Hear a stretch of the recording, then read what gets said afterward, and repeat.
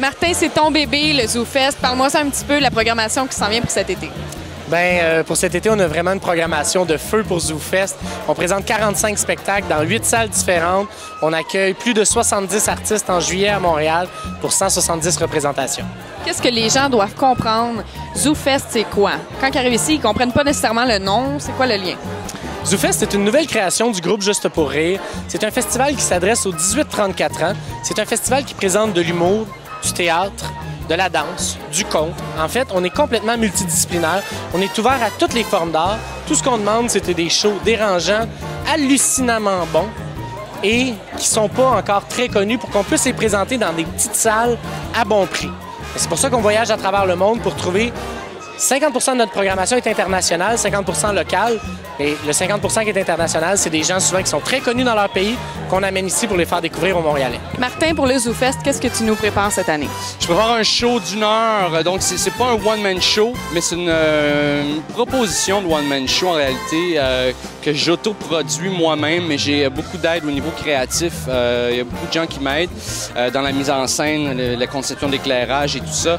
Et comme j'ai déjà dit dans une capsule précédente, ça va être le meilleur spot pour me voir sur scène, me voir évoluer sur scène, parce que c'est moi qui met la table. Bref, donc je me mets le meilleur contexte pour mon humour, qui est un peu champ gauche, mais pas trop à gauche. C'est juste comme un peu champ gauche, ouais. Eh bien, c'est un spectacle de moi tout seul, donc je peux en profiter pour m'amuser. Et c'est un show qui me ressemble parce que ça s'appelle Le bonheur, ça pue.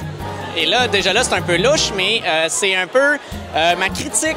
Tu sais, on dirait que ces temps-ci, tout le monde essaie de te dire comment être heureux, là. Tout le monde connaît la recette du bonheur. Fait que c'est un peu ça ma critique, c'est arrêter de me demander, de me dire comment être heureux, là. Je vais m'arranger tout seul, tu sais.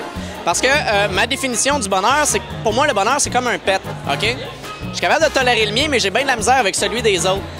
Fait que c'est un peu ça mon show, c'est-à-dire que j'essaie de découvrir mon propre bonheur pendant 1 heure et j'invite tout le monde. Le 15, le 24 et le 25 juillet. Je fais 60 minutes avec Stéphane Poirier. Stéphane Poirier, c'est moi, en passant. 60 minutes avec moi. Ça va être une version courte de mon one-man show, un avant-goût de mon one-man show. Donc, pendant le 16 juillet à 19h30. Ouais, c'est ça. Chose dans le genre. Sinon, on regarde la programmation. Au pire, regarde la programmation. C'est pas mon problème. On a créé le Girly Show en fonction du ZooFest de 2009 et on a tellement eu de fun, ça a tellement été un bel événement qu'on s'est dit qu'il faut absolument revivre ça. D'ailleurs, on a fait des shows toute l'année, ça n'a jamais arrêté. Et cette année, on représente le Girly Show, mais avec des nouveaux numéros, des nouveaux gags, tout retravaillé, mais avec encore le même fun puis le même gros contact avec le public qu'on a tant aimé l'année passée. Moi, je vais faire mon show, 60 minutes avec, tu sais, ici. Ça va être un premier projet. Et le deuxième projet, ça va être d'animer les Maudits Français, qui est une soirée de Français qui viennent jouer au Québec. Et moi, je vais être l'animateur de ça. Et je crois qu'il y aura aussi une soirée show raisonnable, qui est un show ethnique, que je vais aussi participer. Donc 3 spectacles. Mais tu fais de l'amour... l'amour.